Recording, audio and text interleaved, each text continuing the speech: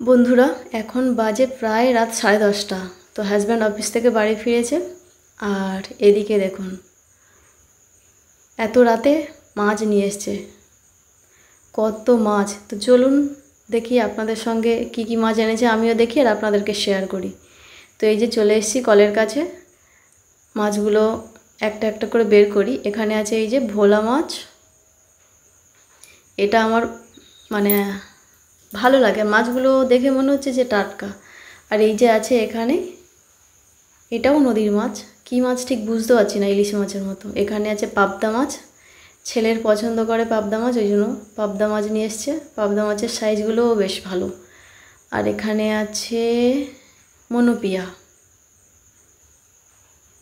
আচ্ছা এটাতে আছে চিংড়ি, চিংড়িগুলোও কেটে নিয়ে এসছে, ভালো বলতে হয়।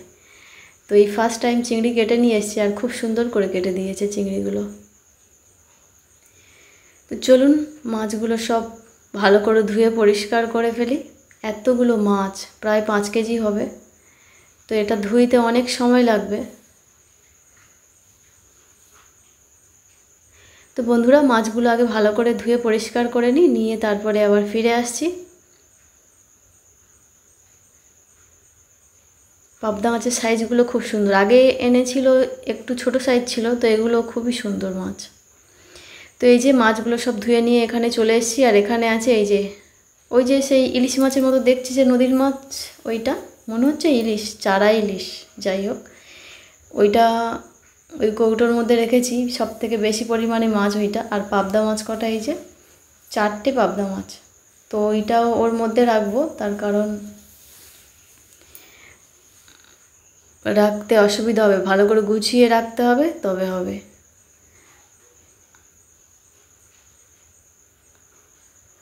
তো এটা কৌটোয় ভরে নিলাম, 2টো মাছ আছে এর মধ্যে। আর এই যে এর মধ্যে রেখেছি ভোলা মাছ কটা, এইটাই ভরে গেছে রঙের কৌটো। আর আমার হাতে ওই যে ভোলা মাছটা, ওটা আগে এনেছিল, সেই মাছ একটা থেকে গেছে। আর বাকি আছে এখানে এই যে মনোপিয়াগুলো কৌটোয় ভরে নেব। ওটাও দেখি একটা কৌটোর মধ্যে মানে সব কটাকে রাখার চেষ্টা করতে হবে, না হলে হবে না। আর ডিপ ফ্রিজের মধ্যে এই 3টে রঙের কৌটো আর ওই বড়টা, মানে এই কটা যে কটা আছে এই কটাই ছাড়া রাখা যাবে না। চলুন চেপে চেপে এর মধ্যে রাখতে হবে। তো যাই হোক এ কটা ধরে গেছে এখানে। আর চিংড়ি কটা, এই যে মাছের পেটি কটা আছে না, 4টে, এটা মনে হচ্ছে কাতলা মাছের পেটি, ছেলের জন্যই নিয়ে এসছে। আর চিংড়ি কটা জল আছে, তো তাই একটু চেপে চেপে রাখছি, জলগুলো যাতে ঝরে যায়, না হলে বরফ জমে গেলে না তখন ছাড়াতে খুব মুশকিল হয়ে যায়।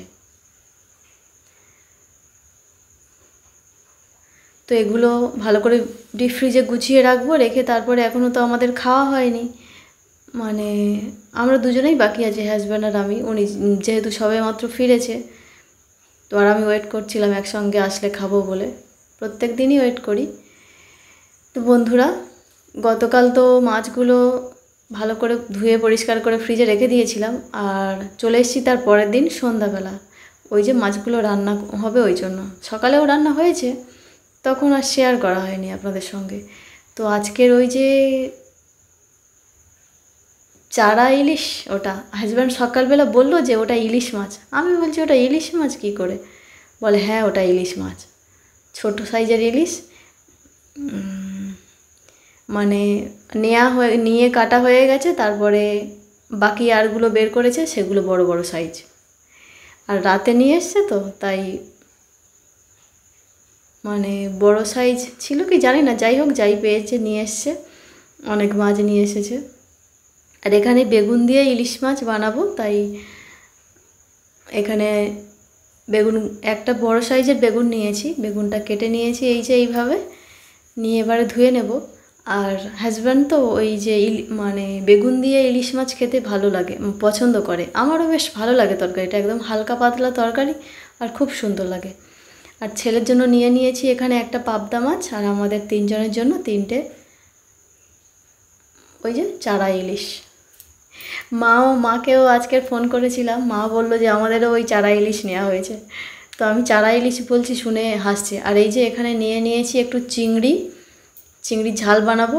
সব কিছু রেডি করে এই যে এখানে গ্যাসটা জ্বেলে দিয়ে চলুন এবারে মাছগুলো ভাজতে বসিয়ে দিই। হালকা করে ভেজে নেব। এই তিনটে প্রথমে ভেজে নিচ্ছি, আর পাবদা মাছটা পরে লাস্টে ভাজবো, কারণ ওটা তো প্রচণ্ড পরিমাণে তেল ছিটকায়। ওটা কড়াতে দিয়েই ঢাকনা দিতে হবে, আর না হলে উঠে পালিয়ে যেতে হবে। কটা হালকা করে ভেজে নিয়েছি।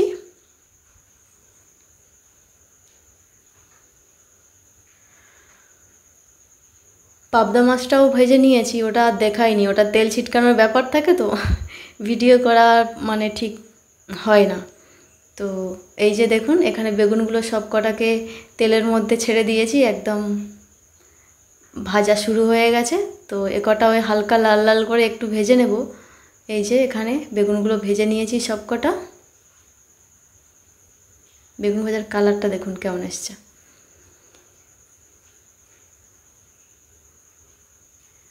এবারে তরকারি বসিয়ে দেব।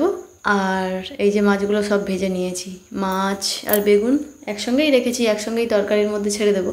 আর আমি এই যে তরকারিটা বানাচ্ছি না, আমাদের কালো জিরে ফোড়ন দিয়েই বানাই, কিন্তু আজকে 5 ফোড়ন দিয়েছি। আর আমি কিন্তু এই তরকারিটাতে পেঁয়াজ দিচ্ছি, আর এর সঙ্গে আলুও দেব, কারণ শুধু বেগুন দিয়ে রান্না আলু না দিলে আবার ঠিকঠাক খাওয়া হয় না। একটু আলু ভালোবাসি খেতে, আমি বলো বা আমার হাজব্যান্ড, তরকারিতে আলু না দিলে যেন ঠিক হয় না। তো এমনি কালো জিরে দিয়ে তরকারিটা মানে বানিয়ে দেখেছি, পেঁয়াজ না দিয়ে। মারা এসেছিলো তখন, ওনারা তো পেঁয়াজ খায় না, তো অতটা টেস্ট হয়নি। কিন্তু ইলিশ মাছের তরকারিতে পেঁয়াজ না দিয়েই সবাই বানায়, কিন্তু আমি পেঁয়াজ দিয়েই বানিয়ে দেখছি। এই মানে পেঁয়াজ দেওয়ার তরকারিটার টেস্ট সব থেকে বেশি আসছে। মানে শুধু পেঁয়াজ ছাড়া তরকারির থেকে এটা স্বাদ অনেকটাই বেশি, অনেকটা তফাৎ। তো আপনারাও করে দেখবেন, বুঝতে পারবেন। এখানে এই আলুগুলো ভালো করে মশলা দিয়ে, মশলা বলতে একটু জিরে দিয়েছি, ধনে দিয়েছি, আর হলুদ, কাঁচা লঙ্কা, লবণ আর পেঁয়াজ দেখলেন তো। এখানে এই যে তরকারিটা ভেজে বসিয়ে দিয়েছিলাম, আলুটা অনেকটাই সিদ্ধ হয়ে এসছে। তো এবারে দিয়ে দেব মাছ, ভেজে রাখা মাছ আর বেগুন দিয়ে দিলাম। আর এটা কিছুক্ষণ বেশি ফোটাতে হবে না, তার কারণ আলুটা তো সিদ্ধ হয়ে এসছে। অল্প একটু সময় ফুটিয়ে নেব, আর দিয়ে দিচ্ছি একটু জিরে গুঁড়ো লাস্টে। তো ব্যাস, মিনিট 5 মতো ফুটিয়ে নেব, নিলেই আমার তরকারি রেডি। তো চলুন, এই যে তরকারি একদম রেডি হয়ে গেছে খাওয়ার জন্য। তো ঢেলে নিলাম। তো বন্ধুরা, কেমন লাগলো এই রেসিপিটা কমেন্টে অবশ্যই জানাবেন। আর আমার চিংড়ির ঝালও এদিকে রেডি হয়ে গেছে। এটাতে একটু দই দিয়েছি, দিয়ে ঝালটা বানিয়েছি, দারুণ লাগছে দেখতে, টেস্টটাও দারুণ হয়েছে।